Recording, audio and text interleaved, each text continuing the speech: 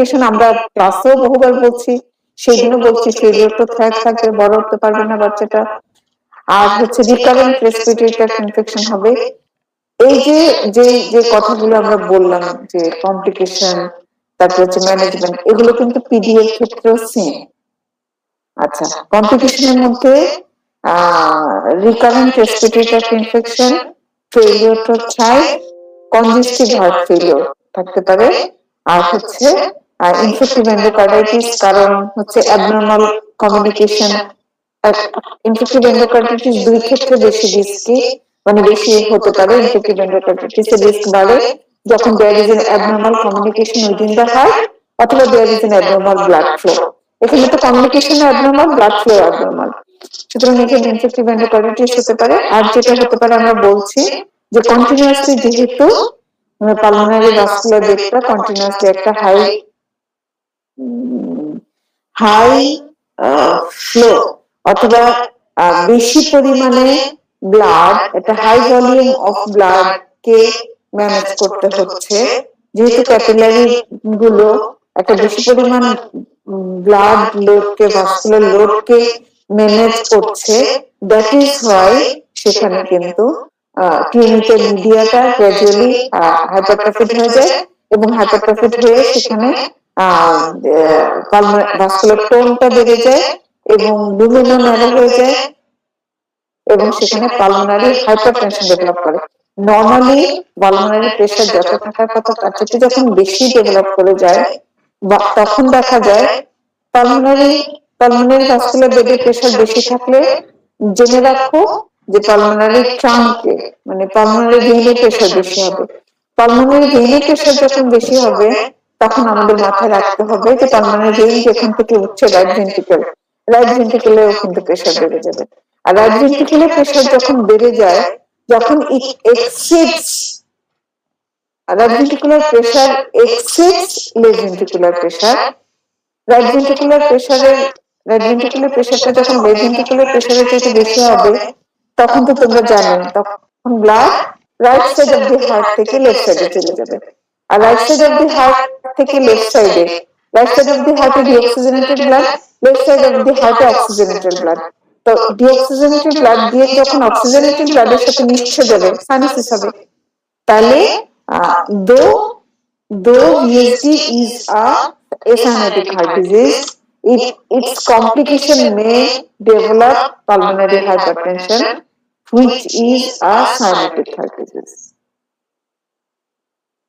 তো আমরা মাথায় রাখবো, আর যদি একবার পালমোনারি হাইপারটেনশন ডেভেলপ করে, তখন কিন্তু আর ভিএসডি ক্লোজ করেও লাভ হবে না। সুতরাং আমরা যেটা করি সেটা হচ্ছে 6 মাস পর পর, যদি তুমি কোন একটা বাচ্চাকে ফলো আপে রাখতে চাও যে না ম্যাডাম আমি এখনই অপারেটিভ প্রসিডিউরে যেতে চাই না, আমি একটু দেখতে চাই পজিশনটা ভালো, মাসকুলার পজিশন, মাসকুলার ভিএসডি, তারপরে সাইজটা বড় না, টাইম নেই, দেখি অপারেটিভ প্রসিডিউরে না গিয়ে দেখি নেই বন্ধ হয় কিনা, সেক্ষেত্রে কিন্তু তোমাকে 6 মাস পর পর ফলো করতে হবে যে পালমোনারি হাইপারটেনশন হচ্ছে কিনা। পালমোনারি হাইপারটেনশনের সামান্যতম লক্ষণ দেখলে এটা বন্ধ করে দিতে হবে, মানে ভিএসডিটা ক্লোজ করে দিতে হবে। কারণ ডেভেলপ করে ফেলার পরে, হাইপারটেনশন ডেভেলপ করার পরে অপারেশন করে কোনো লাভ নেই। তাহলে কিন্তু আমরা ভিএসডি পড়ে ফেলছি, ভিএসডি থেকে ক্লিনিক্যাল ফিচার পড়ছি, তার আগে তো সাইনোটিক এসাইনোটিক হার্ট ডিজিজের ক্লাসিফিকেশন করছি, ভিএসডি থেকে ক্লিনিক্যাল ফিচার ট্রান্সিস্টোলিক মারমার থাকবে, ভিএসডি কমপ্লিকেশন, ভিএসডি ইনভেস্টিগেশন তো সহজেই সব কার্ডিয়াক প্রবলেমেরই একই ইনভেস্টিগেশন, সেটা হচ্ছে ইসিজি আর চেস্ট এক্সরে, ইকোকার্ডিওগ্রাফি, আরো কনফার্মেটরি জানার জন্য কার্ডিয়াক ক্যাথেটারাইজেশন, আর হচ্ছে ম্যানেজমেন্ট, মেডিকেল ম্যানেজমেন্ট আছে, সার্জিক্যাল ম্যানেজমেন্ট আছে, প্রোফাইল্যাক্সিস ফর ইনফেক্টিভ এন্ডোকার্ডাইটিস, এটা আমরা বলছি। কমপ্লিকেশনটা খুব ভালো করে মাথায় রাখবা। পিডিএ তে কঠিন কোনো কিছু এখন আর এত কিছু না বলি, পিডিএ তো আলটিমেটলি ওই যে কথাটা বলছিলাম যে রাইট সাইড অফ দি হার্টে আছে right atrium, right ventricle, superior vena cava, inferior vena cava, pulmonary trunk, pulmonary vein, এটা হচ্ছে রাইট ভেন্ট্রিকল। রাইট ভেন্ট্রিকলে নরমালি প্রেসার কম থাকে, আর লেফট ভেন্ট্রিকল হচ্ছে লেফট ভেন্ট্রিকল, লেফট অ্যাট্রিয়াম, আর অ্যাওর্টা, আর হচ্ছে পালমোনারি ভেইনস। তো পিডি এটা যদি নরমালি যেভাবে ক্লোজ হয়ে যাবার কথা ডেলিভারির পরে, একটা বেবি জন্মানোর পর পর, প্রেগন্যান্সিতে ইন্ট্রাইউটেরাইন লাইফে, প্রেগন্যান্সি না, ফিটাল লাইফে ডাক্টাস আর্টেরিয়াসাস ওপেন থাকতে হবে, নাহলে ফিটাল সার্কুলেশন হবে না। আর ডেলিভারির পর পরে, আফটার বার্থ, বেবি জন্মের পরে পিডিএটা ক্লোজ হতে হবে, ক্লোজ হতে হবে। যদি বাচ্চা প্রিটার্ম থাকে বা যদি কোনো তার ডিফেক্ট থাকে, যে পিডিএটা ক্লোজ হলো না, তখন যেটা হবে, ওই যে জন্মের পর পর লেফট সাইড অফ দি হার্টের প্রেশার বেড়ে যায়, রাইট সাইড অফ দি হার্টের প্রেশার কমে যায়। তখন যেহেতু it is a communication between aorta and pulmonary trunk, aorta থেকে ব্লাড পালমোনারি ট্রাঙ্ক হয়ে লাংসে চলে যেতে থাকে, কারণ পালমোনারি ট্রাঙ্কে প্রেশার কম, তোমরা জানো। তাহলে এই যে প্রতিবার প্রতিটা সিস্টেমে অ্যাওর্টা থেকে ব্লাড পালমোনারি ট্রাঙ্কে যাচ্ছে, তাহলে পালমোনারি ট্রাঙ্ক ফুল হয়ে যাচ্ছে।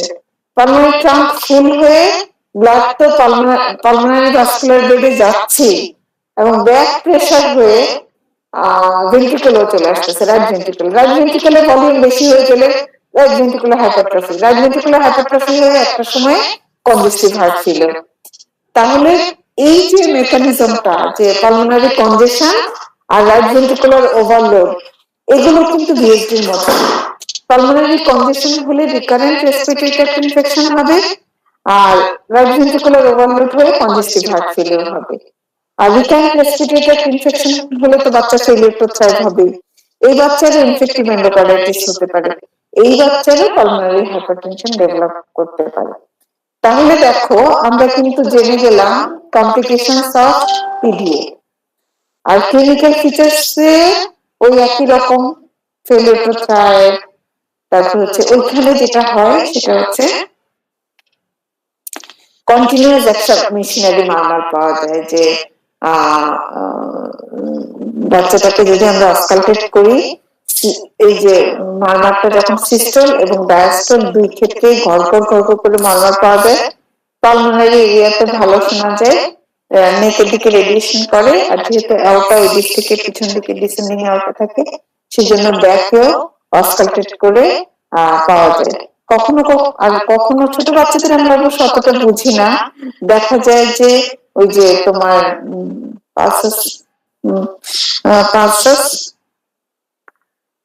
পালসাস নামটা বলতে আমি তো মনে করে বলতেছি, পালসটাতে একটা অ্যাবনরমালি থাকে, এটা অ্যাবনরমালিটি থাকে, কারণ হচ্ছে high volume pulse, water hammer pulse বলে। হঠাৎ করে যেহেতু অ্যাওর্টাতে একটা বড় ভলিউম আসে, পালসটা হঠাৎ করে দেখা যাবে যে পালসের ভলিউমটা ঠিক থাকছে, তারপর ব্যাক ফ্লো করে যখন অ্যাওর্টাতে চলে যায় ব্লাডটা, তখন আবার পালসের ভলিউমটা কমে যায়। আবার আমরা এটা করি যে পালসটাকে ওই যে দেখার জন্য, চেক করার জন্য বাচ্চার হাতটা নিচে রাখি, নিচে রেখে পালসটা দেখা যায়, পাওয়া যায়, তারপর হঠাৎ করে হাতটা এরকম করে তুলে ফেলি মাথার উপরে, তুলে ফেলার পরে দেখা যায় যেহেতু ব্লাড ব্যাকওয়ার্ড হয়, তখন আর ব্লাডটা পালসটা পাওয়া যায় না। একটু আস্তে আস্তে আবার পালসের প্রেশারটা যখন রিজেনারেট করে, তখন আবার পালসটাকে পাওয়া যায়। তো এটা পালসে কতটা পালসাস ওয়াটার হ্যামার পালস পাওয়া যায়, আর তার সাথে সাথে মাথায় রাখতে হবে যে আমাদের কন্টিনিউয়াস একটা মেশিনারি মারমার পাওয়া যায়। আর ফিচার্স অফ হার্ট ফেলিয়ার থাকতে পারে, ফেলিয়ার প্রচার, এসবের কথা তো বললাম। ম্যানেজমেন্ট ওই ভিএসডির মতনই ম্যানেজমেন্ট, তবে একটা সুবিধা আছে পিডিএর ক্ষেত্রে, সেটা হচ্ছে যদি প্রিম্যাচিওর বাচ্চা হয়ে থাকে, প্রিম্যাচিওর বাচ্চাদের ক্ষেত্রে আমরা প্রিম্যাচিওর বেবিদের যদি পিডিএ নিয়ে আমাদের কাছে আসে, তাহলে আমরা যেহেতু তার তখনও অ্যাওর্টা না, তখনও ডাক্টাস আর্টেরিয়াসটা ক্লোজ করার একটা চান্স থাকে, তখন আমরা যদি বেবিটাকে প্রোস্টাগ্ল্যান্ডিনের কাজ হচ্ছে ভ্যাসোডাইলেটেশন, প্রোস্টাগ্ল্যান্ডিনের কাজ ভ্যাসোডাইলেটেশন, আর প্রোস্টাগ্ল্যান্ডিন ইনহিবিটরের কাজ হচ্ছে ভ্যাসোকনস্ট্রিকশন। তো যখন বাচ্চা আমরা প্রিম্যাচিওর বাচ্চাদেরকে দেখবো যে টিনেজের বাচ্চা ডাক্তাসার্কাইডোসিস মনে হচ্ছে ওপেন, তখন আমরা বাচ্চাকে দ্রুত যেটা স্টার্ট করি সেটা হচ্ছে ক্লাস পরে সেটাকে আমরা করে দিই। এই বাচ্চাকে আমরা একটা প্রোস্টাগ্ল্যান্ডিন ইনহিবিটর দিয়ে দেই। বাইরে কান্ট্রিতে ওরা ইন্ডোমিথাসিন ইনজেকশন দেয়, আমাদের দেশে যেহেতু ইন্ডোমিথাসিন ইনজেকশন নাই সেজন্য আমরা আইবুপ্রোফেন দিই। কিছু কিছু স্টাডিতে এখন দেখা যাচ্ছে যে ইভেন প্যারাসিটামল দিল, প্যারাসিটামলেরও কিন্তু অ্যান্টি ইনফ্লামেটরি ইফেক্ট আছে। প্যারাসিটামল দিলেও কিন্তু দেখা যাচ্ছে যে হয়ে যায়, ক্লোজ হয়ে যায়। 3 দিন আমরা প্যারাসিটামল দিই অথবা 3 দিন আমরা বেবিটাকে আইবুপ্রোফেন দিই 10 মিলিগ্রাম পার কেজি করে। যে ক্লোজ হবে 3 দিনেই ক্লোজ হবে, আর যদি ক্লোজ না হয় তাহলে বুঝতে হবে এ অভিনিহিত কর্মনিহি বন্ধই হবে না। এই হয়তো দরকার লাগতে পারে যে একটা অপারেটিভ প্রসিডিউরের দরকার লাগতে পারে, ক্লিপিং করে দেওয়া হয়। পালস হচ্ছে high volume collapsing, high volume collapsing pulse, যেটা পিডিএতে আমি ভুলে গেছিলাম। হাই ভলিউম কোলাপসিং পালস কারণ হচ্ছে ওই যে যেটা হচ্ছে সিস্টেমের সময় হাই ভলিউমটা যায়, তারপর ডায়াস্টলের সময় আবার ব্লাডটা ব্যাকফ্লো করে ডাক্টাস দিয়ে পালমোনারি ট্রাঙ্কে আবার ব্যাকফ্লো করে যায় বলে দেখা যায় প্রথমে ভলিউমটা বেশি থাকে, পরে পশ্চাতে দেখা যায় যে কোলাপস করে যায়। আর ওই যে ওটা যেটা বলছিলাম এটাকে কি বলে, এটা আমি আবার দেখতে হবে যে হঠাৎ করে হাতে উঠালে প্রথমে কিন্তু পাওয়া যায় না পাস, তারপর আবার আস্তে আস্তে পাসটা রিজেনারেট করে। তাহলে আমরা ডাক্তাসার্কাইডোসিস করে ফেলছি, কমপ্লিকেশন ভিএসডি এর মতনই মনে রাখবা। Recurrent respiratory infection, heart failure, infective endocarditis, pulmonary hypertension মনে রাখবা। টেট্রালজি ফ্যালক্স তো সহজ, তোমাদের সবারই পড়া আছে। টেট্রালজি ফ্যালক্স এর একটা ছবি আমাদের কাছে আছে, একটা বাচ্চা এরকম হাতের মধ্যে এরকম ক্লাবিং দেখা যায়, সাইনাসিস দেখা যায় ফিঙ্গারে, আর হচ্ছে টাংটা সাইনাস, লিপ সাইনাস, তার মানে সেন্ট্রাল সাইনাসিস ইজ ক্লাবিং। তো বাচ্চা ছবি আছে, এটা থেকে প্রশ্ন করা হতে পারে যে তোমাকে দেখে কি মনে হচ্ছে, তো ছবি দেখে তোমরা বলবা যে এটা হচ্ছে ফিঙ্গার ক্লাবিং দেখা যাচ্ছে, তারপরে হচ্ছে সাইনাসিস দেখা যাচ্ছে পেরিফেরাল, আর টার্মো সাইনাসিস তার মানে সেন্ট্রাল সাইনাসিস আছে। সম্ভাব্য ডায়াগনোসিসটি কনজেনিটাল সাইনাটিক হার্ট ডিজিজ, এবং যেহেতু টেট্রালজি ফ্যালক্স কমন সেহেতু টেট্রালজি ফ্যালক্স হতে পারে। এখন টেট্রালজি ফ্যালক্স থেকে প্রশ্ন আসবে কম্পোনেন্টস গুলো কি কি।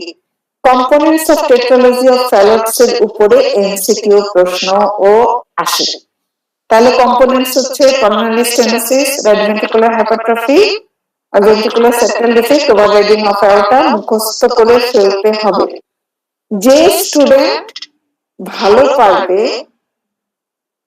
সেই স্টুডেন্টকে কিন্তু প্যান্টালজি অফ ফ্যালক্স কি এটা জিজ্ঞেস করা হতে পারে, নাম্বার বেশি দেওয়ার জন্য জিজ্ঞেস করা হবে। যদি কাউকে প্যান্টালজি অফ ফ্যালক্স জিজ্ঞেস করা হয় তাহলে মনে রাখবা তোমার ফেল করার জন্য জিজ্ঞেস করানো হয় না, তোমাকে বেশি নাম্বার দেওয়ার জন্য জিজ্ঞেস করা হয়েছে। তাহলে প্যান্টালজি অফ ফ্যালক্স মানে ভিএসডির সাথে সাথে এসডিও থাকে কোনো বাচ্চা, তখন 5টা কম্পোনেন্ট হয়ে যায়। টেট্রা মানে 4, পেন্টা মানে 5। তাহলে ভিএসডির সাথে যদি এসডিও থাকে তখন আমরা পেন্টালজি অফ ফ্যালক্স বলবো। টেট্রালজি অফ ফ্যালক্স এর হিমোডাইনামিক্স তো সহজ এই কারণে as because there is pulmonary stenosis, সেই ক্ষেত্রে লাংসে বেশি ব্লাড যাবে না। লাংসে যদি বেশি ব্লাড না যায় পালমোনারি কনজেশন হবে না। পালমোনারি কনজেশন যদি না হয় তাহলে রিকারেন্ট রেসপিরেটরি ট্র্যাক্ট ইনফেকশন হবে না। প্লিজ টেট্রালজি অফ ফ্যালক্স এর প্রশ্নে কমপ্লিকেশনে কখনো রিকারেন্ট রেসপিরেটরি ট্র্যাক্ট ইনফেকশন লিখবা না। আচ্ছা, এবং আরেকটা ব্যাপার, as because there is pulmonary stenosis, সেই হেতু রাইট ভেন্ট্রিকেলে কিন্তু মোটামুটি ভালো রকম প্রেসার, বেশি প্রেসার। রাইট ভেন্ট্রিকেলে যখন প্রেসার বেশি থাকবে রাইট ভেন্ট্রিকুলার হাইপারট্রফি হবে। রাইট ভেন্ট্রিকেলে প্রেসার বেশি থাকলে ব্লাড রাইট ভেন্ট্রিকেলের থেকে লেফট ভেন্ট্রিকেলে যাবে। এবং পালমোনারি স্টেনোসিস রাইট ভেন্ট্রিকেলের প্রেসার বেশি, কারণ বের করতে পারছে না তো ব্লাডটাকে, ফোর্সে কন্ট্রাকশন করে। রাইট ভেন্ট্রিকুলার প্রেসার যেহেতু বেশি, right ventricular hypertrophy, right ventricular blood left ভেন্ট্রিকুলে চলে যাবে। রাইট ভেন্ট্রিকুলার ব্লাড লেফট ভেন্ট্রিকুলে গেলে রাইট সাইড থেকে লেফট সাইড শান্ট হলে সাইনোসিস। আর যেহেতু পালমোনারি কন্ডিশন নাই, যেহেতু রাইট ভেন্ট্রিকুলে দো দেয়ার ইজ ভিএসডি, যদিও ভিএসডি এখানে, এখানে কিন্তু পালমোনারি কন্ডিশন, হার্ট ফেলিওর কিছুই হবে না। তাহলে pulmonary condition, heart failure, recurrent respiratory tract infection আর হার্ট ফেলিওর, এই দুইটা। রিকারেন্ট রেসপিরেটরি ট্র্যাক্ট ইনফেকশন বলা যাবে না, হার্ট ফেলিওর বলা যাবে না during answering the complication of TOF. টফের কমপ্লিকেশন আনসার করার সময় হার্ট ফেলিওর বলা যাবে না, তাহলে fail. Recurrent respiratory tract infection বলা যাবে না। তাহলে পেট্রোলোজেফালাক্সের কমপ্লিকেশন আসলে যা হয় মূলত সেটা হয় তার হাইপোক্সেমিয়ার জন্য। এবং হাইপোক্সেমিয়া হলে তোমরা জানো, যখনই হাইপোক্সেমিয়া হবে তখনই ইরিথ্রোপয়েটিন রিলিজ হবে, আর ইরিথ্রোপয়েটিন রিলিজ হলে পলিসাইথেমিয়া হবে, আর পলিসাইথেমিয়া হলে ব্লাডের ভিসকোসিটি বেড়ে যাবে, আর ব্লাডের ভিসকোসিটি বেড়ে গেলে থ্রম্বোসিস হবে, এম্বোলিজম বেশি বেশি হবে। এম্বোলিজম হলে সেরেব্রাল স্ট্রোক হবে, এবং যেখানে এম্বোলিজম হবে সেখানে অ্যাবসেস হবার সম্ভাবনা, কারণ ব্রেইনের আর্টারি গুলো এন্ড আর্টারি। বুঝা গেছে?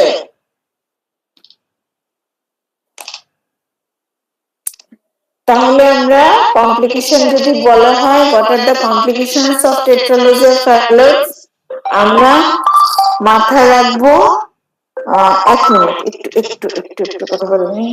হ্যালো বাসি ভাই, আসসালামু আলাইকুম। হ্যাঁ বাসি ভাই, ক্লাস নিচ্ছি তো, পাঠাই দেন, রোগী পাঠাই দেন, অসুবিধা নেই। আচ্ছা ঠিক আছে, ঠিক আছে, জেসমিনকে যেন এসে বলে। আচ্ছা আচ্ছা, জেসমিনের কাছে যেন বলে যে বাসি ভাই। ঠিক আছে।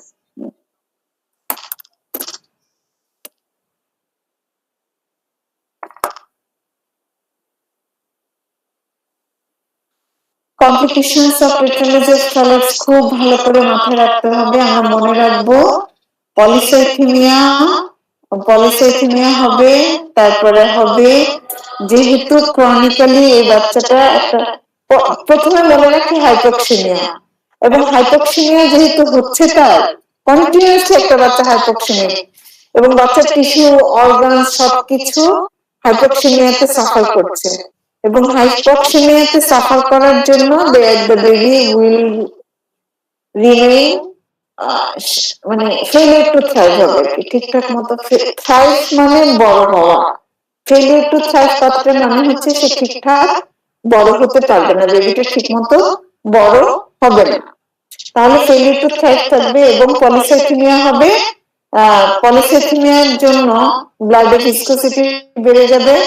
ব্লাডের ভিসকোসিটি বেশি থাকার জন্য এই বেবিটার ব্রেইনে থ্রম্বোসিস হবে, আর এই থ্রম্বোসিসের জন্য থ্রম্বোসিস হতে পারে, থ্রম্বোসিস থেকে এম্বোলিজম হতে পারে, এবং থ্রম্বোসিসের জন্য ব্রেইনে অ্যাবসেস হতে পারে, ব্রেইন অ্যাবসেস হতে পারে। আর কোন একটা ব্রেইনে যেহেতু এন্ড আর্টারি, তোমরা জানো ব্রেইনে এন্ড আর্টারির জন্য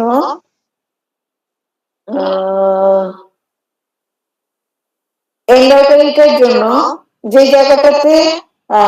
জায়গাটাতে থ্রম্বোসিস হলো, যে ভেসেলে থ্রম্বোসিস হলো, সেই ভেসেলের ডিস্টালিতে আরো ব্লাড সাপ্লাই পাচ্ছে না,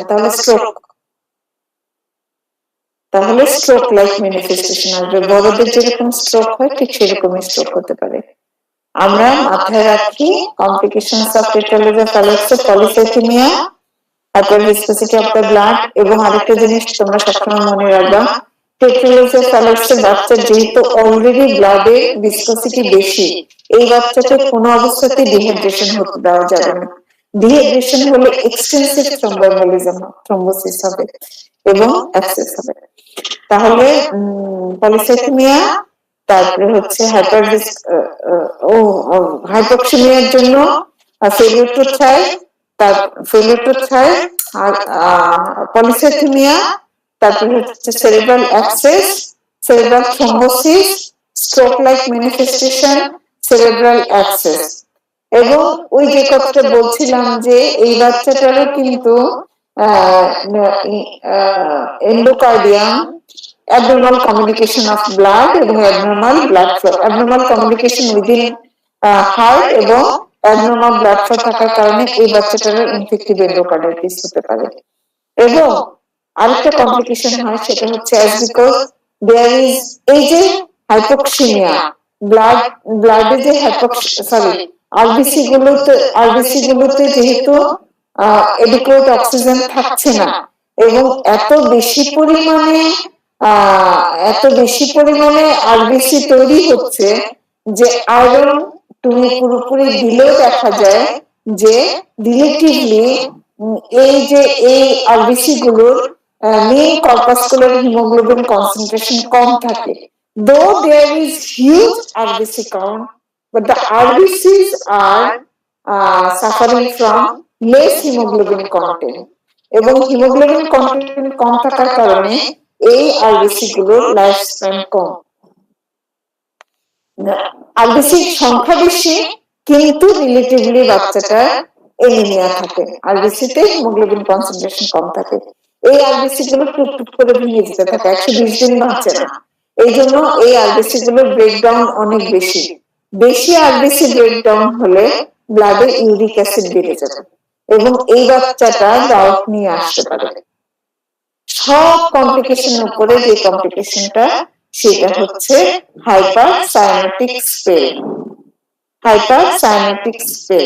তাহলে আমরা কমপ্লিকেশনস অফ টেট্রালেজিয়া থ্যালাক্স মনে রাখবো: failure to thrive, hypercyanotic spell, polycythaemia, cerebral abscess, cerebral thrombosis, stroke like manifestation, hyperuricaemia or gout, আর হচ্ছে ইনফেক্টিভ এন্ডোকার্ডাইটিস।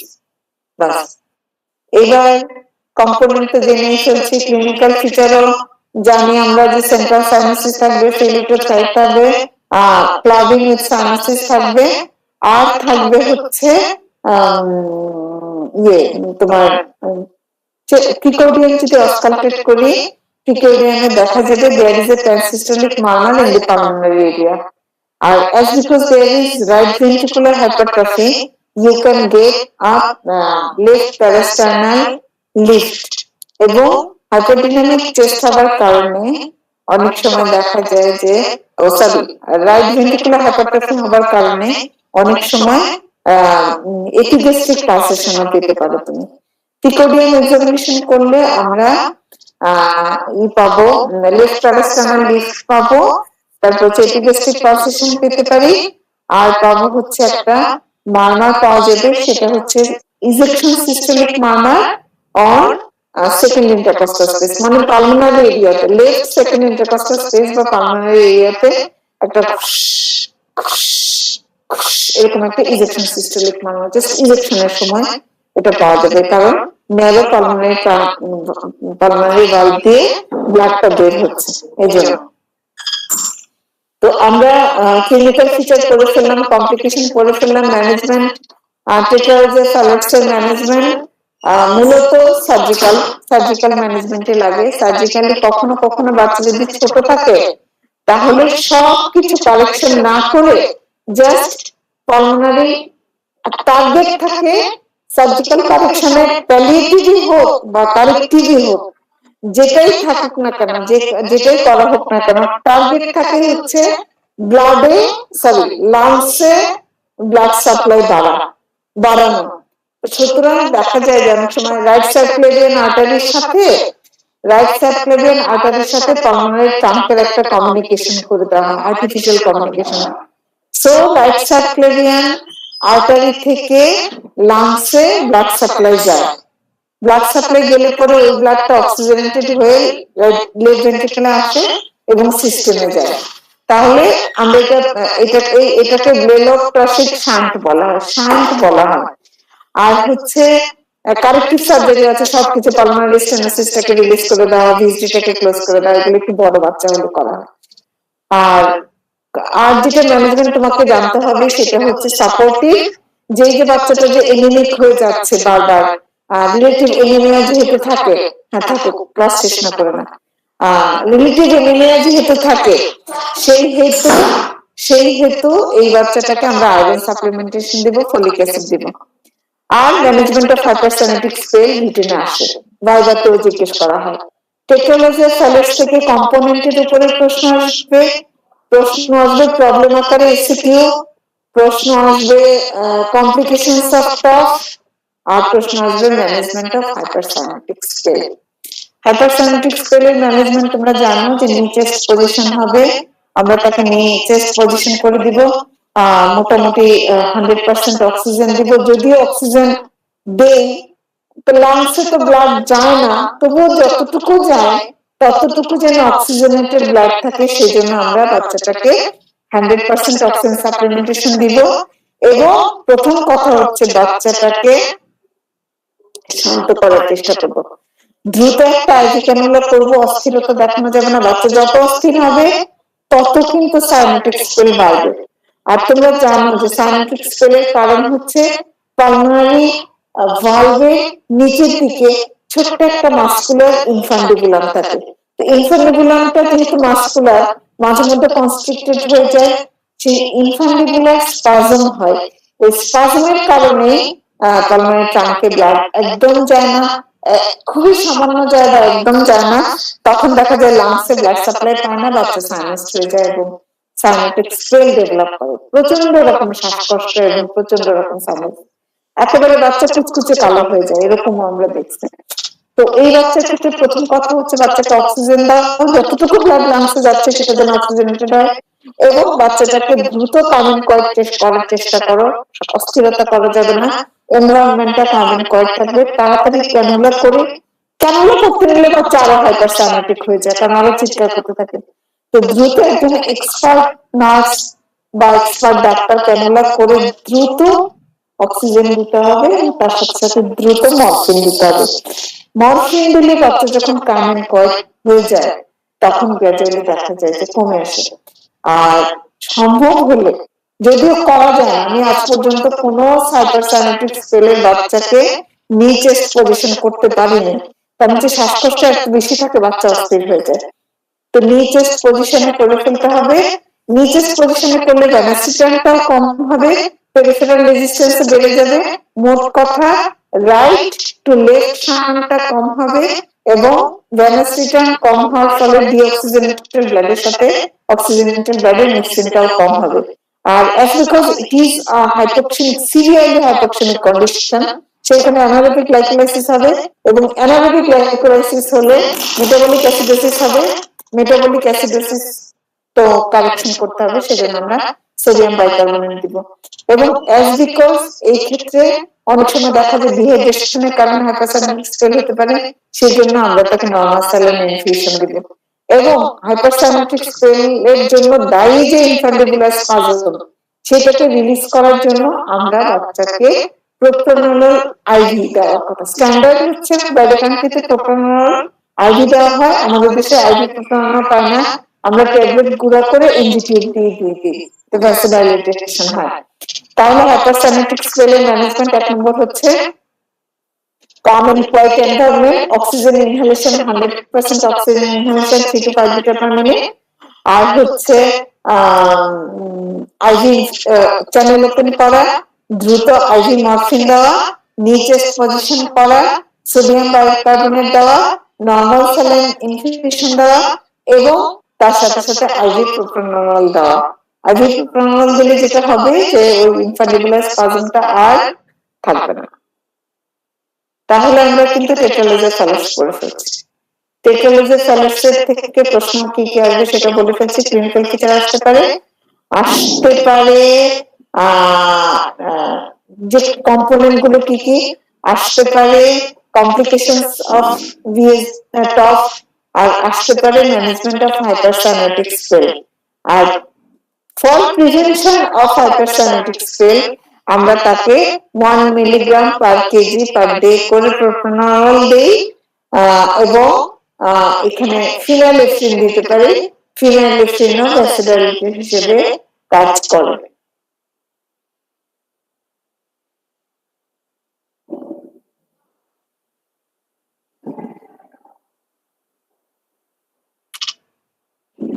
মোটামুটি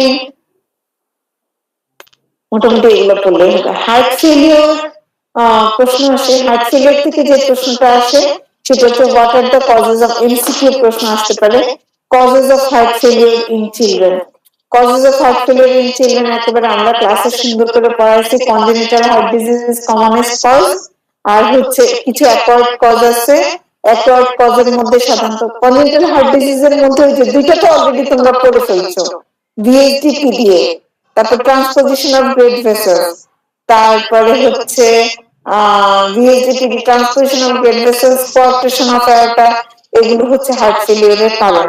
আর অ্যাকোয়ার্ড কারণের মধ্যে হচ্ছে যদি বাচ্চা কোনো কারণে অনেক বেশি ফিড দিয়ে ফেলছে, স্যালাইন দিচ্ছি ভলিউম ওভারলোড, হঠাৎ করে একটা বাচ্চাকে অনেক বেশি আমরা ব্লাড দিয়ে দিলাম, তাহলে ভলিউম ওভারলোডের জন্য হতে পারে। নিওনেটের ক্ষেত্রে যে কারণে হার্ট ফেলিওর নিয়ে আমাদের কাছে বাচ্চারা আসে সেটা হচ্ছে পোস্ট অ্যাসফিক্সিয়াল কার্ডিওমায়োপ্যাথি। আমি কিন্তু সেদিন ক্লাসে তোমাদেরকে বলছি যে প্রেগন্যান্টাল অ্যাসফিক্সিয়ার কমপ্লিকেশন হচ্ছে পোস্ট অ্যাসফিক্সিয়াল কার্ডিওমায়োপ্যাথি। এটা কিন্তু হার্ট ফেলিওরের ফিচার নিয়ে প্রেজেন্ট করতে পারবে। এই বাচ্চাটার কখনো কখনো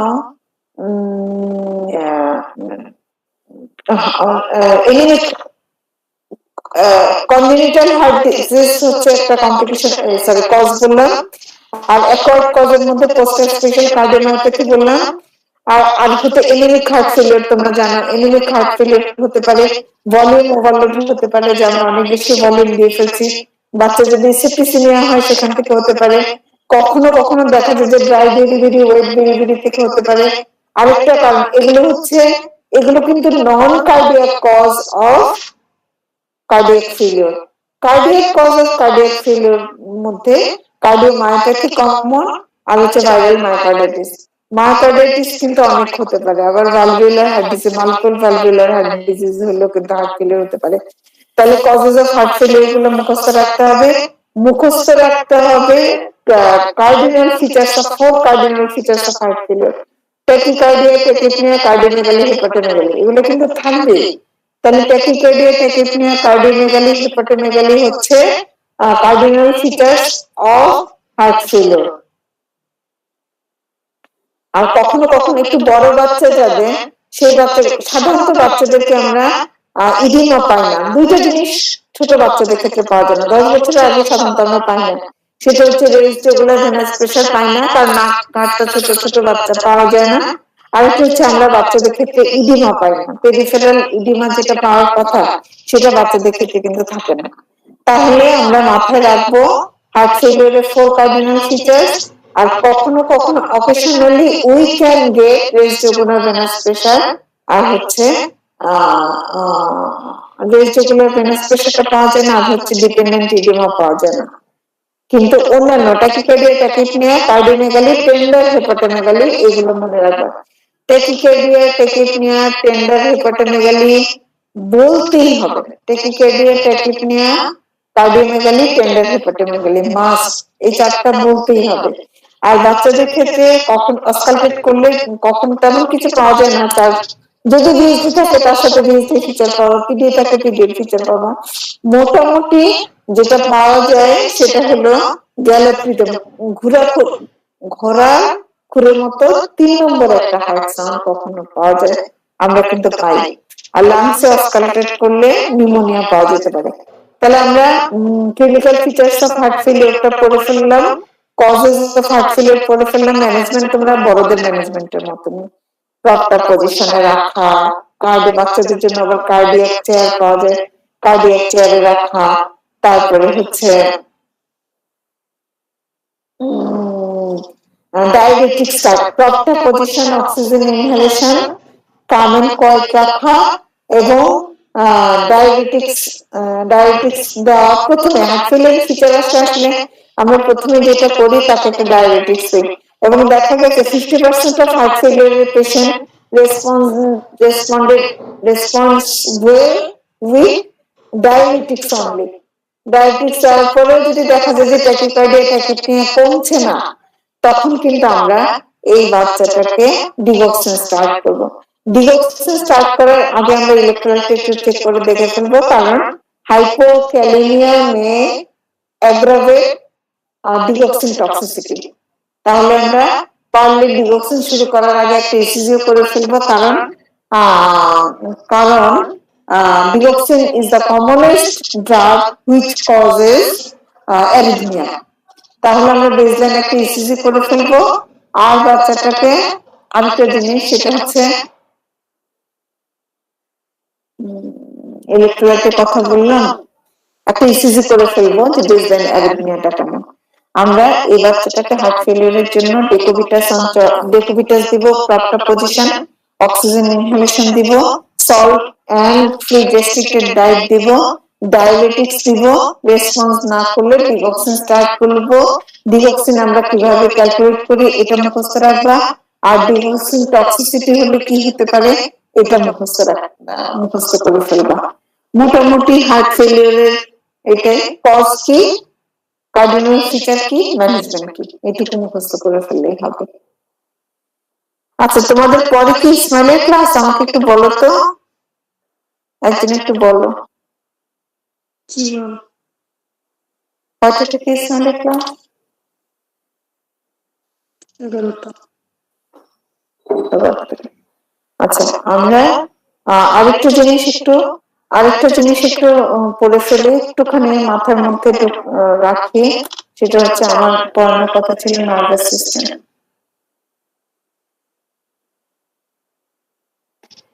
নার্ভাস সিস্টেমের মধ্যে আমরা যে জিনিস, ইসমাইলকে বলো যে আমি একটু 15-20 মিনিট নিচ্ছি ক্লাসে। আচ্ছা, নার্ভাস সিস্টেম থেকে যে যে টপিক গুলো আমাদেরকে পড়া থাকতে হবে সেটা হচ্ছে মেনিনজাইটিস।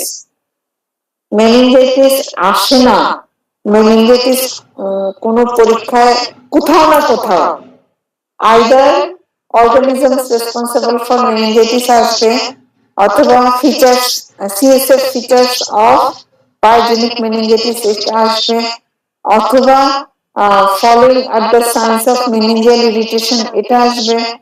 মোট কথা খুব ভালো করে মেনিনজাইটিসটা পড়তে হবে।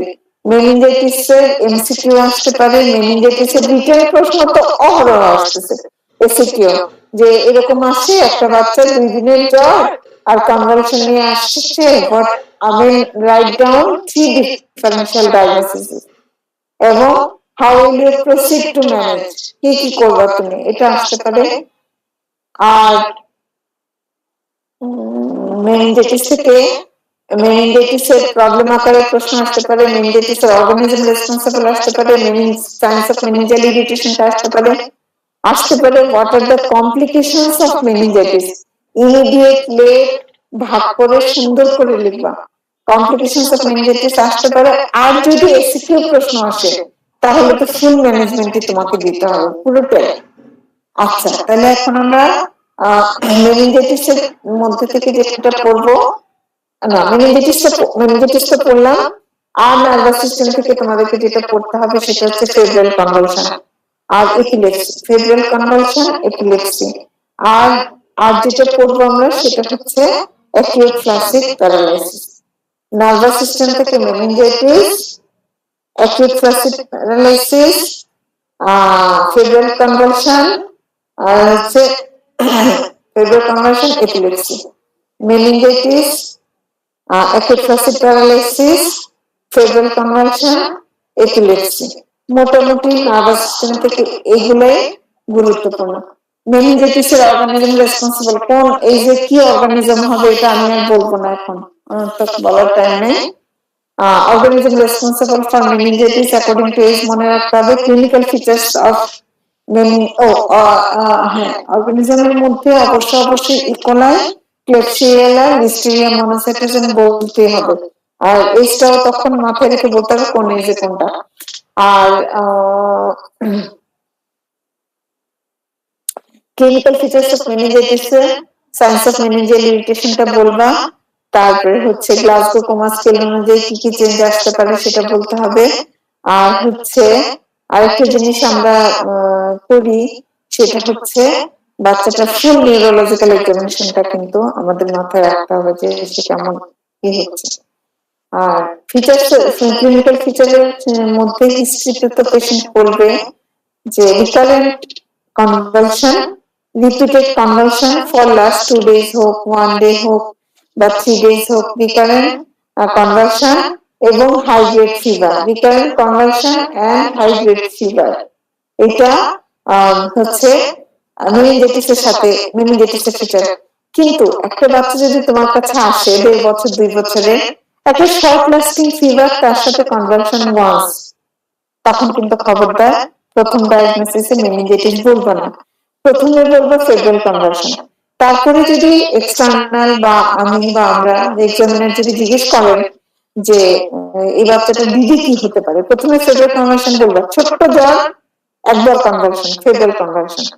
আর যদি রিপিটেড কনভালশন হতে থাকে এবং ফিভারটা একটু হাই গ্রেড বা কন্টিনিউড ফিভার, তখন কিন্তু আমরা তাকে মেনিনজাইটিস বলবো। আচ্ছা, এখন কথা হলো যে রিকারেন্ট কনভালশন আর হচ্ছে রিকারেন্ট কনভালশন আর হচ্ছে ফিভার, রিপিটেড ভমিটিং আর প্রোগ্রেসিভ ডিটেরিওরেশন অফ কনশাসনেস, এগুলো হচ্ছে ক্লিনিক্যাল ফিচার। আর যদি কোনো কমপ্লিকেশন ডেভেলপ করে, যেমন এই বাচ্চাটার একটা ধরো থার্ড নার্ভ পলসি হয়ে গেল, তাহলে তো তুমি সেটা পাবা। অথবা একটা স্ট্রোক লাইক ম্যানিফেস্টেশন হলো, কারণ ভেন্ট্রিকুলাইটিস, ভাস্কুলাইটিস এগুলো যে কোনো একটা জায়গায় থ্রম্বোসিস হয়ে যেতে পারে যে কোনো ব্লাড ভেসেলে, সেটা সেটা সেটা যে এরিয়াতে সাপ্লাই দেবার কথা সেটা যদি ড্যামেজ হয়ে যায়, তাহলে তো ওই ক্র্যানিয়াল নার্ভস বা ওই পেরিফেরাল স্পাইনাল নার্ভস এফেক্টেড হবে এবং বাচ্চার স্ট্রোক লাইক ম্যানিফেস্টেশন আসতে পারে। আর ক্লিনিক্যাল ফিচারটা মুখস্থ করে ফেলবা। Complication of meningitis, complications of meningitis immediate or relate করে ভাগ করে বলবা।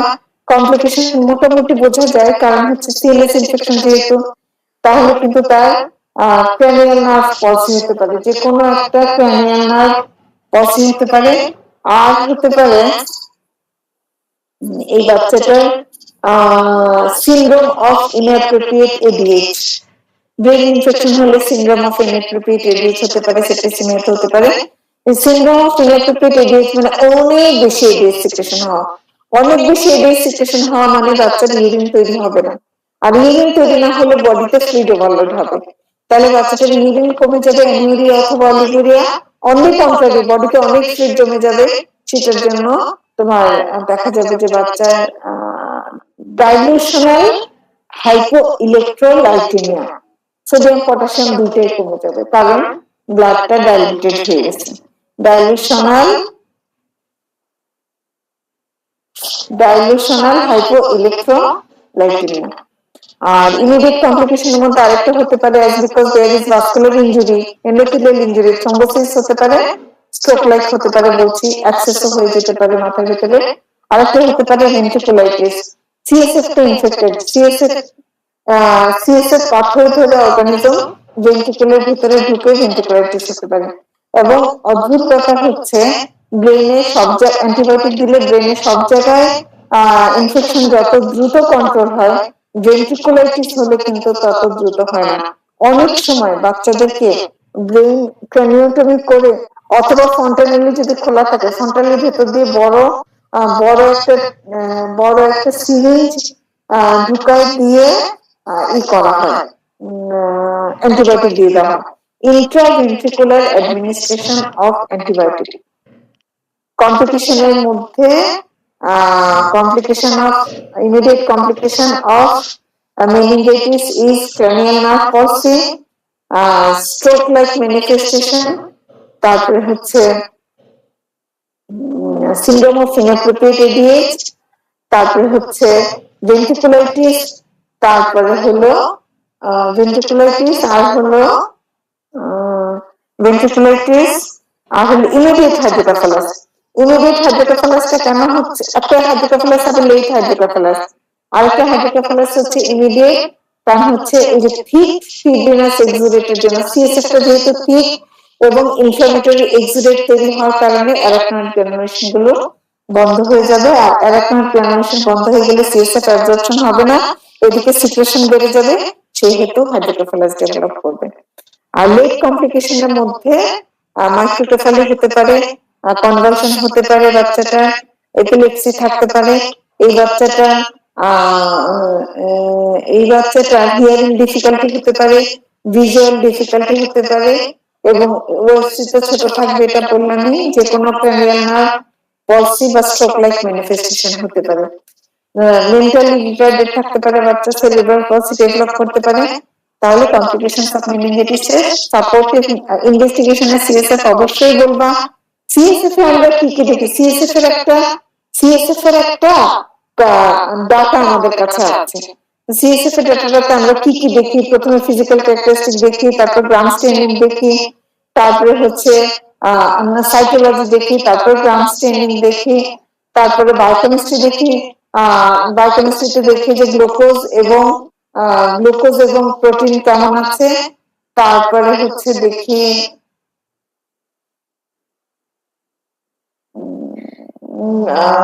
কালচার সেন্সিটিভিটি দেখি। সিএসএফ এ কি কি দেখি এটা একটু মুখস্থ করে ফেলুন, মাথায় রাখতে হবে। আর তাই জন্য সিএসএফ এর ক্লিনিক্যাল ফিচার অস্পির জন্য ঠাটা মুখস্থ রাখতে হবে। আমরা তো মেনিনজাইটিস ধরি না এরকম কোন স্টুডেন্ট আসলে নাই। আর ম্যানেজমেন্টের ক্ষেত্রে সাপোর্টিভ ম্যানেজমেন্ট, স্পেসিফিক ম্যানেজমেন্ট, আগের ক্লাসে বলছি যে 10টা অ্যান্টিবায়োটিক, মেনিনজাইটিসে 10টা অ্যান্টিবায়োটিক মুখস্থ না করে কেউ পরীক্ষার হলে যাবে না।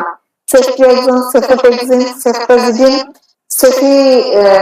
সেফিপাইন, থার্ড জেনারেশন সেফালোস্পোরিন, তারপরে হচ্ছে পেনিসিলিন, তারপরে হচ্ছে ভ্যানকোমাইসিন অথবা অ্যামিকাসিন, মেরোপেনাম, পাইপেরিসিলিন, ট্যাজোভেক্টাম, একদম ঠাটা মুখস্থ রাখতে হবে অ্যান্টিবায়োটিকের নাম। আর supportive care of unconscious baby, তোমরা জানো যে আমরা পোস্টার চেঞ্জ করে দেবো 2 ঘন্টা পর। তারপরে হচ্ছে তাকে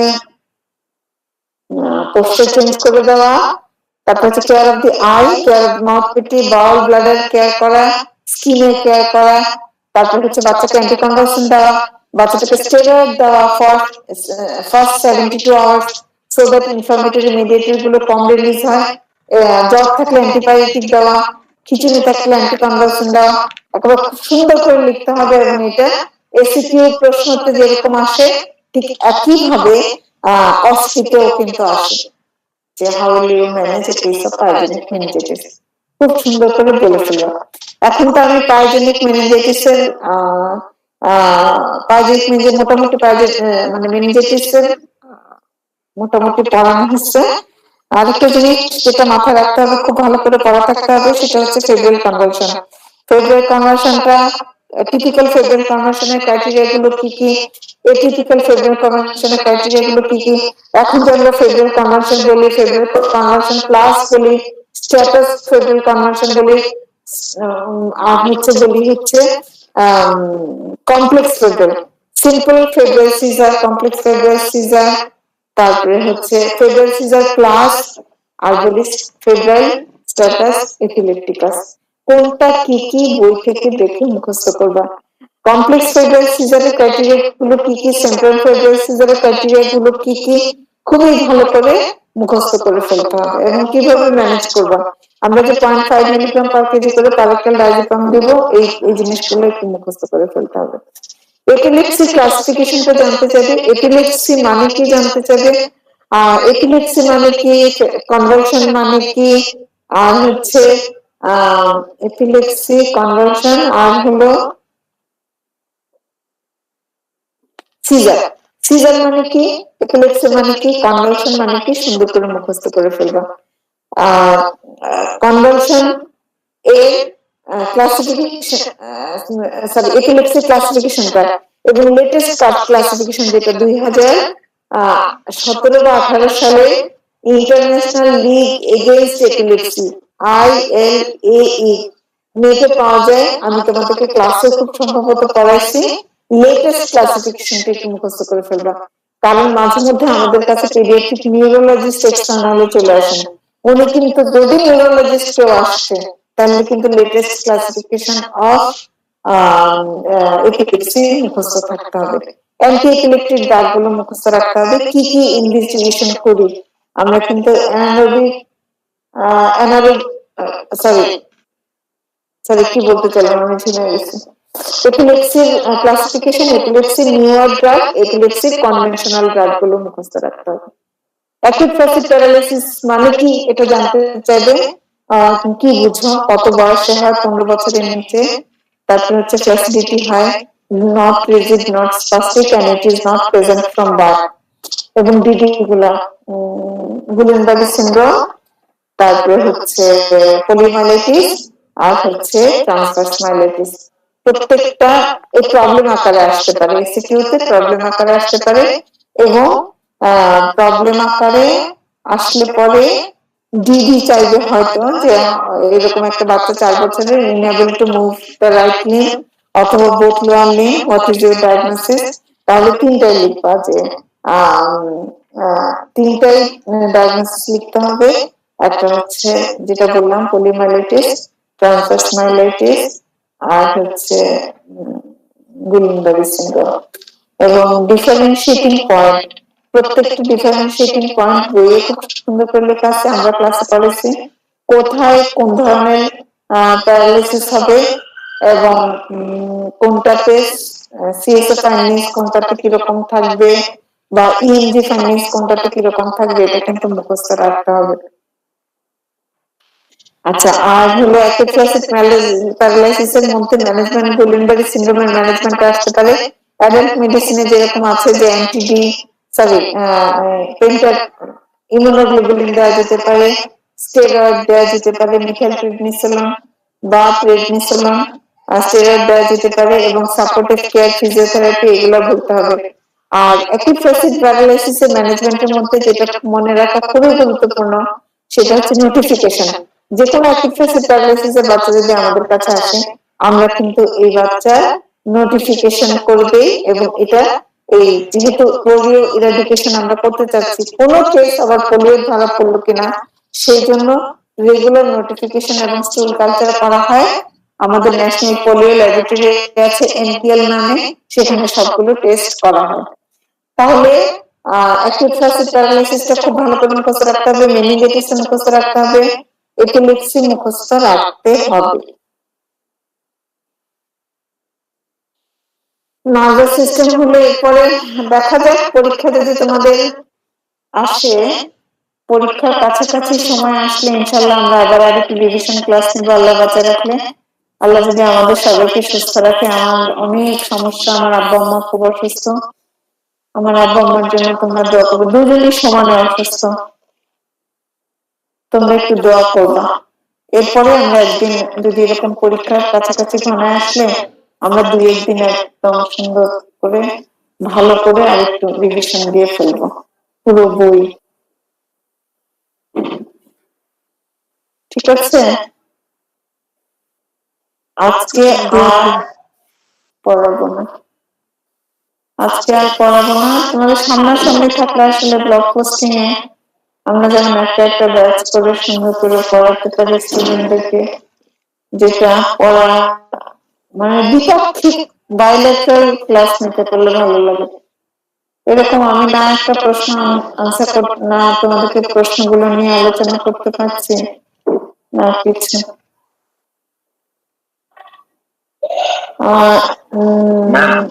হ্যাঁ, মাস্কুলোস্কেলেটাল সিস্টেম তোমাদেরকে কে পড়াইছে? ফারহানা ম্যাডাম। জেআই এর ক্রাইটেরিয়া কিন্তু মুখস্থ রাখবা, ঠোঁটস্থ, কণ্ঠস্থ, ব্রেনস্থ, যেখানেই হোক রাখতে হবে। বলো হ্যাঁ, কি প্রশ্ন ছিল? ম্যাম ভেন্ট্রিকুলোসেপ্টাল ডিফেক্টে কেন আর্টফেলার হচ্ছে না, আর টপতে কেন মানে বিএসসি তে কেন হইতেছে আর টপতে কেন হইতেছে না? আমি বললাম রিপিট করতে পারবেন না? বুঝছেন? পারবো। ভিএসডি তে তোমার রাইট ভেন্ট্রিকুলার প্রেসার বেশি না ইনিশিয়ালি, ভিএসডি তে রাইট ভেন্ট্রিকুলার প্রেসার কম থাকছে ইনিশিয়ালি, এটাই হচ্ছে মূল কথা। এখন ভিএসডি তে যখন রাইট ভেন্ট্রিকুলার প্রেসার কম থাকছে, তখন কিন্তু যেখানে এটা এটা কার্ডিওভাস্কুলার সিস্টেমের একটা রুল, হাই প্রেসার বেড থেকে লো প্রেসার বেডে আসবে ব্লাড, তাহলে তোমার লেফট ভেন্ট্রিকুলার হার্টের প্রেসার বেশি and right ventricular heart pressure com, and there is a communication in between two, তাহলে লেফট ভেন্ট্রিকুল থেকে ব্লাড রাইট ভেন্ট্রিকুলে বেশি চলে আসে। আর রাইট ভেন্ট্রিকুলের তো একটা পার্টিকুলার ক্যাপাসিটি আছে। আমি ফর এক্সাম্পল 100 ml এর কথা বলি, ধরো 100 ml ব্লাড রাইট ভেন্ট্রিকুলে আছে, লেফট ভেন্ট্রিকুল থেকে তোমাকে 40 ml ব্লাড বেশি দিয়ে দেওয়া হলো। লেফট ভেন্ট্রিকুল যখন সিস্টেম হবে তখন রাইট ভেন্ট্রিকুলে 40 ml ব্লাড বেশি চলে আসবে থ্রু দ্যাট ভিএসডি। এই 140 ml ব্লাডকে হ্যান্ডেল করা রাইট ভেন্ট্রিকুলের জন্য ডিফিকাল্ট, তাহলে ওভারফ্লো করছে রাইট ভেন্ট্রিকুল ওভারফ্লো। রাইট ভেন্ট্রিকুল ওভারফ্লো হলে রাইট অ্যাট্রিয়াম থেকে ব্লাড আসতে পারবে না। কন্ট্রাক্টিলিটি ও তো কন্ট্রাক্ট করার চেষ্টা করো পালমোনারি ট্রাঙ্কে ব্লাডটাকে ইজেক্ট করতে, ও যে বেশি বেশি চেষ্টা করবে বেশি ব্লাড। হ্যাঁ বলো ম্যাম, এটা তো বুঝছি আমি, এই মেকানিজমে তো ম্যাম ভিএসটি তে রাইট ভেন্ট্রিকুলার হাইপারট্রফি হইছে, তো ম্যাম টপেও তো রাইট ভেন্ট্রিকুলার হাইপারট্রফি আছে তো। হ্যাঁ, কিন্তু কথা হচ্ছে দেখো অদ্ভুত ব্যাপার, সেটা হচ্ছে রাইট ভেন্ট্রিকুলার ব্লাড আসছে ভিএসটি তে, right ventricle is receiving a huge amount of blood and it is trying to cope with that high volume by getting hypertrophy. আর টেকনোলজির ফেলোশিপ যেটা হচ্ছে সেটা হচ্ছে ও যে ব্লাডটাকে বের করে দেবে পালমোনারি ট্রাঙ্ক দিয়ে, ওটা সে পাচ্ছে না। পালমোনারি ট্রাঙ্ক, মোট কথা আউটফ্লো ট্র্যাক্ট ইজ অবস্ট্রাক্টেড। তো এখন ও ফোর্স বাড়াচ্ছে, ও যতটুকু ব্লাড থাকছে ওইটা নর্মাল ব্লাডে থাকছে, ধরো যতটুকু ব্লাড ভিএসডি তে থাকার কথা অতটুকু থাকছে। No blood is coming from left side to right, তো রেগুলার ভলিউম যেটা থাকার কথা সেটাই থাকছে টেট্রালজি ফ্যালাক্সে, কিন্তু ব্লাডটাকে regular volume normal volume blood cannot be ejected through the pulmonary trunk, তো পাচ্ছে না। এবার সেজন্য সে জোরে জোরে বেশি বেশি করে কন্ট্রাক্ট করছে, not due to volume overload but due to pressure overload. সে জোরে জোরে কন্ট্রাক্ট করে ব্লাডটাকে, খানিকটা ব্লাড দিচ্ছে হচ্ছে পালমোনারি ট্রাঙ্কে আর খানিকটা ব্লাড দিচ্ছে হচ্ছে লেফট ভেন্ট্রিকলে, তো ভলিউম ওভারলোড হবার কিছু নাই। আর ভলিউম ওভারলোড না হলে কনজেস্টিভ হার্ট ফেলিয়ারটা হবে না। বুঝে গেছে? এখানে কোনো ভলিউম ওভারলোড হয় না, ভিএসডি তে যেরকম ভলিউম ওভারলোড হয়। ম্যাম তাহলে এই মেকানিজমে তো লেফট ভেন্ট্রিকুলার কথা না ম্যাম? লেফট ভেন্ট্রিকুলার হতে পারে না, কারণ হচ্ছে সিস্টেমে চলে যাচ্ছে। তো এটা অনেক বড় একটা ভেসেল। ধরো পালমোনারি ট্রাঙ্ক ছোট্ট জায়গা, পালমোনারি ট্রাঙ্ক ব্লাড দিচ্ছে পালমোনারি ভাস্কুলার বেডে। পালমোনারি ভাস্কুলার বেড কিন্তু ছোট জায়গা, ছোট্ট একটা circulation. Pulmonary circulation is a small circulation, কিন্তু এটা যে সিস্টেমিক সার্কুলেশনে যাচ্ছে বিশাল সার্কুলেশন। এটা itself is a big vessel, biggest vessel, এবং সিস্টেমে যেতে পারছে ঠিকঠাক মতো, পুরোটা সিস্টেমে চলে যাচ্ছে, সেই জন্য লেফট ভেন্ট্রিকুলার ওভারলোডটা হয় না। বুঝা গেছে? জি ম্যাম। লেফট ভেন্ট্রিকুলার ওভারলোড হয় না, লেফট ভেন্ট্রিকুলার হাইপারট্রফিড হয় না, লেফট ভেন্ট্রিকুলার হাইপারট্রফিড হয় না। এটা এই কিছু কমপ্লেক্স মেকানিজম তো আছে, মানে ধরো পালমোনারি স্টেনোসিস, হাইপারসাইনেটিক স্পেল হচ্ছে, কিন্তু অ্যাওরটিক স্টেনোসিসের হাইপারসাইনেটিক স্পেল হয় না। ওটার মেকানিজম আছে। হিমোডাইনামিক সবকিছু এক্সপ্লেন করা যায় না, সবসময় এক্সপ্লেন করা যায় না। এই যে দেখো আবার আরেকটা কথা, সেটা হচ্ছে তোমার টেট্রালজি ফ্যালাক্সে অনেক বেশি আরবিসি ভাঙছে, তাই না? বললাম যে হাইপারইউরিসেমিয়া হচ্ছে। এরকমই আরবিসি তো থ্যালাসেমিয়াতেও ভাঙছে। হিমোলাইসিস হচ্ছে না থ্যালাসেমিয়াতে? থ্যালাসেমিয়াতে কিন্তু আবার গাউট হয় না। কেন যে হয় না, গড নোজ। এই যে থ্যালাসেমিয়াতে বাচ্চাটা এনিমিক থাকছে, থ্যালাসেমিয়াতে পলিসাইথেমিয়াও তো হতে পারতো, হচ্ছে না কিন্তু। ও তো হাইপোক্সিমিয়া, আর থ্যালাসেমিয়ার বাচ্চারাও কিন্তু সর্ট অফ রিলেটিভলি ও ও থ্যালাসেমিয়ার বাচ্চারাও কিন্তু ফেলিউর টু থ্রাইভ হচ্ছে, কিন্তু স্টিল এই বেবির কিন্তু ইরিথ্রোপয়েটিন রিলিজ বেশি হয় না। এনিমিক বাট ইরিথ্রোপয়েটিন রিলিজ বেশি হয় না। অদ্ভুত অদ্ভুত মেকানিজম আছে, বা আমরা মেকানিজমটা কি হচ্ছে সেটা জানি এবং জেনে সেটা কারেক্ট করার চেষ্টা করি, কিন্তু মেকানিজমটা কেন হচ্ছে সেটা সবসময় এক্সপ্লেন করতে পারিনি।